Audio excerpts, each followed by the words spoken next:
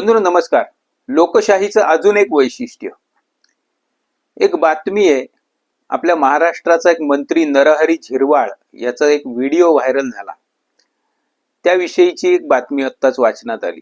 खरं तर ह्याला मंत्री म्हणायला लाजच वाटते, कारण छत्रपती शिवप्रभूंच्या महाराष्ट्रामध्ये असला मंत्री, अर्थात सत्तेत बसलेल्या नीतिमान पक्षाच्या लोकांना तो चालतो, त्याला आपण तरी काय करणार म्हणा. पण लोकशाहीचं हेच वैशिष्ट्य आहे.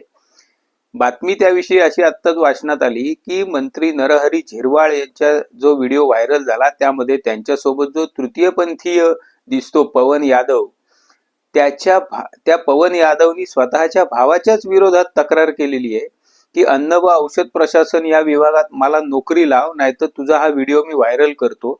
हा नोकरी लावू शकला नाही म्हणून त्यांनी व्हिडिओ व्हायरल केला वगैरे. आता त्या दृष्टीने पोलीस तपास करतात वगैरे वगैरे. पण या सगळ्यात नरहरी झिरवाळांचा जो व्हिडिओ व्हायरल झालाय त्याविषयी सरकारची काय भूमिका, म्हणजे नीतिमत्ता वगैरे ह्याचा आणि लोकशाहीचा काहीही संबंध नाही असं महाराष्ट्र शासनाला दाखवून द्यायचंय का जनतेला? मला वाटतं हेच वैशिष्ट्य आहे लोकशाहीचं आपल्या.